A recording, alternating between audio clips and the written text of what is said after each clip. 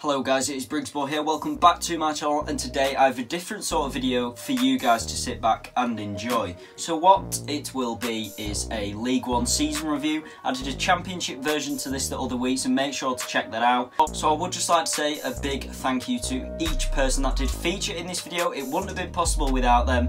Each of the channel links will be in the description down below, so make sure to click their link, check the channel out, subscribe whilst you're there, and maybe leave a nice comment saying that Briggsyboy sent you. So without further ado, let's crack on with the first club, which is Accrington Stanley. The team which got promoted from League 2 in an amazing attempt where they managed to get out of that division with limited funds. They're now battling with the big boys, so to speak, in League 1, and they've not done too bad really considering. So at this moment in time, taking a look at that league table with 30 plus games played, so we're coming towards that final third, the business end of the season if you like. They currently sit 16th, so they're away from the relegation zone quite a bit, but they're also not really challenging in that top half, which is what you'd expect. So best results for Stanley this season, I'd say probably Doncaster and Shrewsbury in the league. However, let's not forget that amazing FA Cup run that they had. They managed to beat the likes of Ipswich Town in that competition. They got through to round 4, of course. They got themselves on TV against Frank Lampard's Derby County, and they narrowly missed out with that 1-0 defeat. But they gave a great account from themselves. And I think any Stanley fan will be proud with how well they've done in the competition this season. As for the worst results, probably the 3-0 defeat that they suffered away at Bradford, but also that hefty 6-1 loss to Mansfield Town in the English Football League round 1. Predicted finish for Stanley then, I'm going to say round about where they are now, so I'm going to go with 15th, I think one place higher than where they are at this moment in time. I don't think they're going to be down in the relegation zone come May, and I can't really see them challenging for playoffs, so just below mid-table, and I think any Stanley fan will be happy with that. AFC Wimbledon now, a team which really have been having a horrid season. It looks like they could be going back down to the 4th tier of English football. So they currently sit 24th, bottom of the pile on just 23 points. Now that is 10 points away from safety, so they're propping up the other teams around them. Best result? Well, it's a cup fixture of course. They managed to beat West Ham the other week 4-2. Brilliant result for them. I think they're going to be focusing a lot of their attention on the FA Cup, hoping to get a surprise. Next round, round 5, of course, they have Millwall. So you could say that they've got a good chance. They've managed to beat West Ham, a Premier League outfit. They gave a really good account for themselves, so they'll go there with quite a lot of faith, hoping that they can get themselves to the quarterfinals of the competition. As for worst game this season, well, there's too many to choose from. It's as simple as that. It would take me a long time to point out just a couple.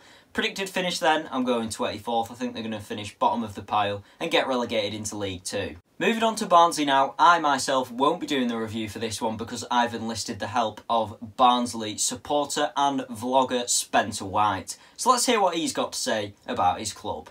So, at the moment, they're sitting in 2nd place and they've had a great season so far. Undefeated at home, absolutely amazing. I've been to every home game this season. Ethan Pinnock, one of the best centre-backs in the league by far. We've got a great strike force. Colin Woodrow's just signed over January. He's been scoring goals up top with Kiefer Moore, and we've just got a brilliant team overall. Mamadou Thiam scoring bangers.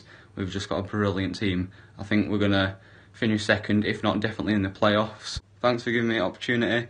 Subscribe to me if you enjoy my content, and yeah, I'll see you guys at my channel. So moving on to Seaside Town, Blackpool now, and for this I've enlisted the help of Blackpool supporter and vlogger, it's Ramos. So let's hear what he's got to say about his club.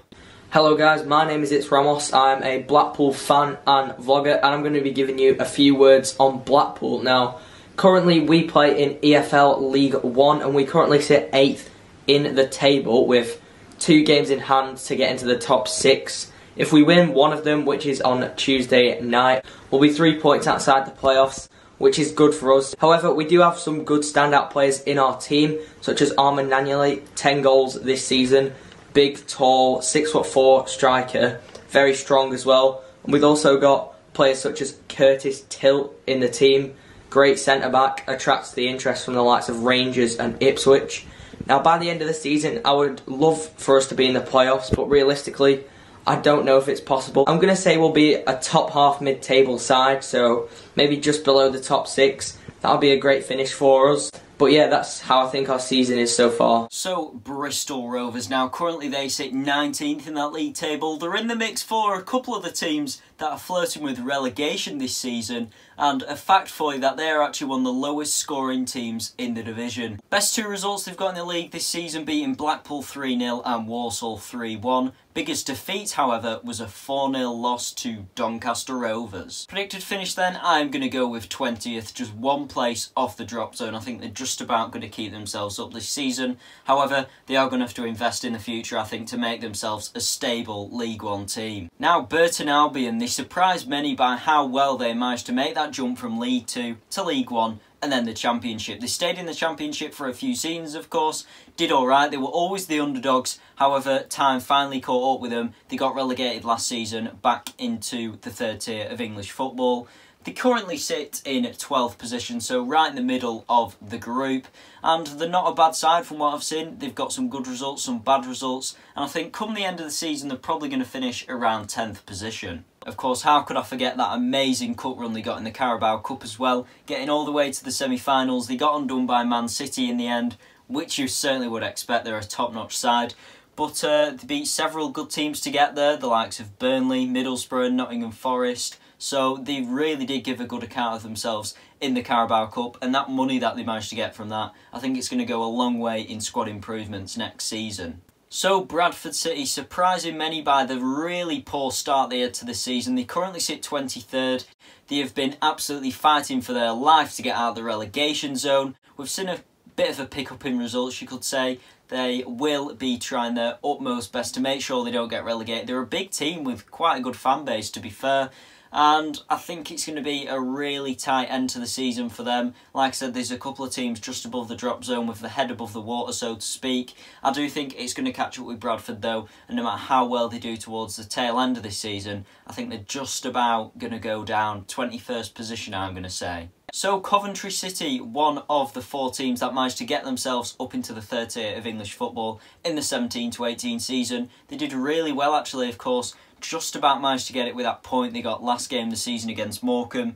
In turn, that helped Morecambe an awful lot because that meant that they kept their Football League status and stayed in League 2. It's been a pretty good season for them, I'd say. Currently sitting around mid-table, some good performances, and I think they're a steady side. I can see them finishing just around where they are now, probably 11th or 12th, and I think that'll be a very positive season for them. Alright, ladies and gents, so Briggsy asked me, what do you think of Charlton's performances so far this season? Overall, to be honest, I've been pretty impressed with Charlton's performances. I would say that most of our poor results have come from key injuries, and we've had 1 or 2 games where we've just played badly. But overall, I think we've had a really, really good performance level this season. Second question is, at the end of the season, what position do you think Charlton will end up at? And that is a difficult question. I think now that we've lost Carlin Grant, who scored like 15 goals for us, we lost him in January to Huddersfield. I think now, I would have maybe said 2nd. Now I'll probably say about where we are, so 5th or 6th. If I had a gun to my head, I'll probably say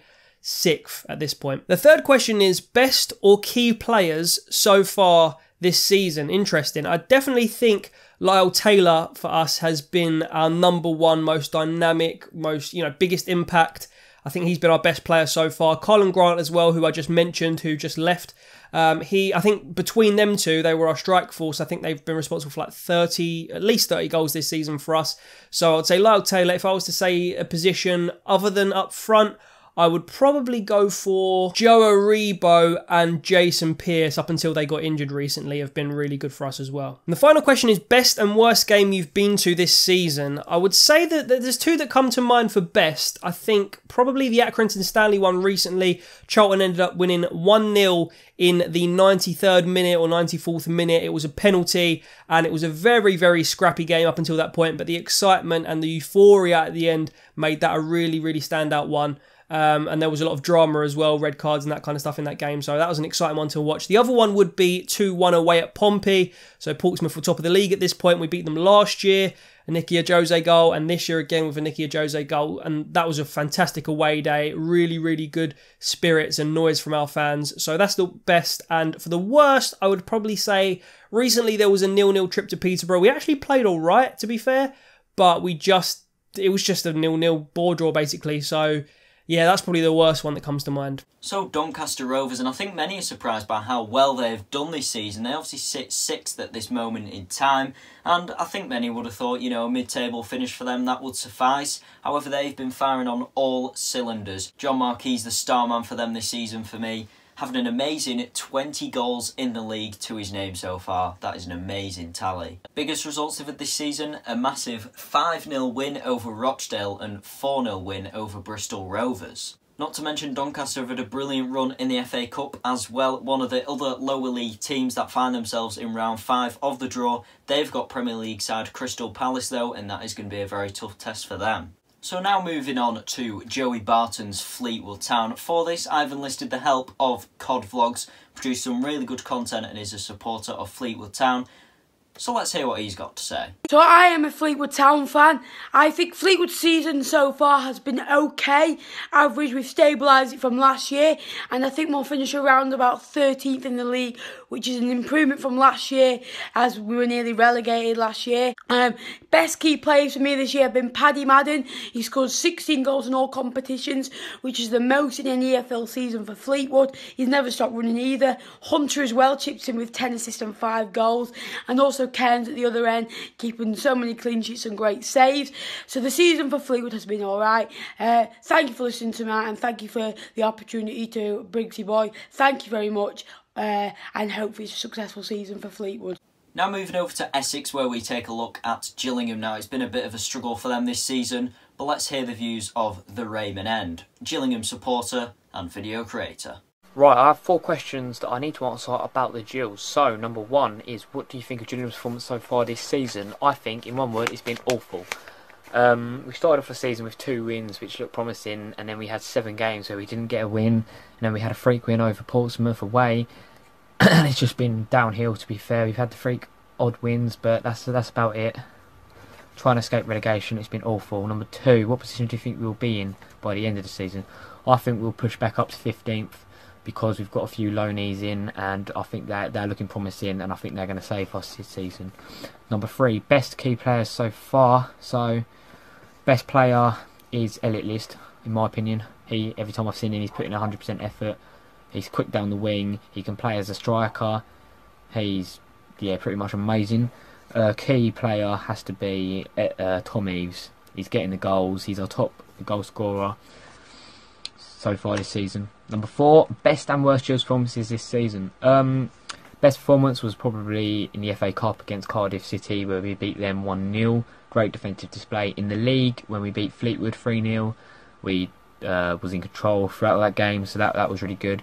Our worst performance at home against Walsall, we lost 3-0. That was our worst performance. I've never seen us play as bad as that, and that's it. So now Luton Town, of course, they got promotion from League 2 last season, and they found themselves top of League 1. What an amazing season it's been for them, but that's enough from me. Let's hear from Luton Town video creator and vlogger, LTFC Vlogger. What do I think of Luton's performances so far this season? Well, we're top of the league, so it's been perfect. I couldn't have asked for a better season, to be honest.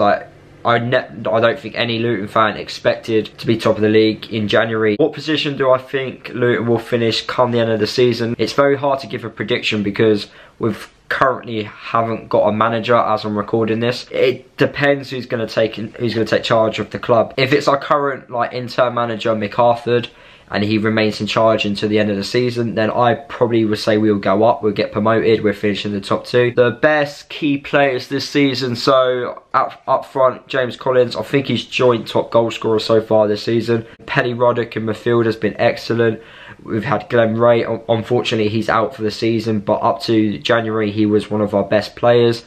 Matty Pearson and Sonny Bradley in the defence have been excellent at the back. They're just a few players which have been very key so far this season. But the best game I've been to was at home to Plymouth Argyle, where we won 5-1. For me, that game was the day which my expectations changed about Luton. I actually, from that day, I thought, you know what, yeah, we actually are going to go for promotion again, because the way we were playing was fantastic. The way we were moving the ball about, it was on another level, and I've never seen us play like that in years. So for me, Plymouth at home was the day where my expectations changed, and probably was my favourite game so far this season. I watched the Portsmouth game, which was on iFollow, first versus second.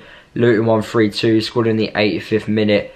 That would probably be the best game I've watched so far this season, but didn't actually go to. Peterborough United currently find themselves in 7th position, so just outside the playoffs.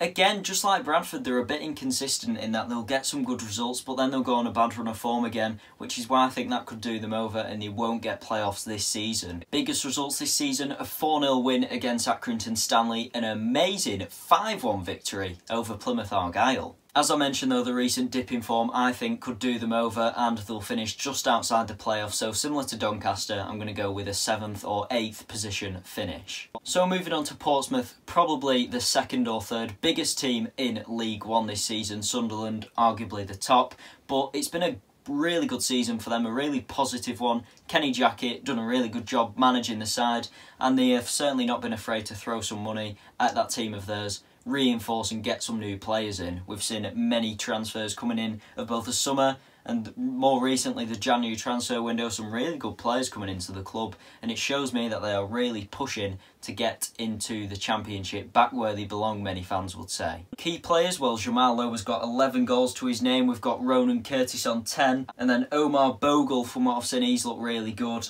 Brett Pittman as well, he's been a good servant to the club, and then finally Andre Green, who they've of course got on loan. Best results while moving over to the FA Cup, they of course got that 1-0 win over Norwich, and they currently sit top of the Championship. So when you put that into perspective, that is a brilliant result. Not many teams have managed to do that this season, to beat them.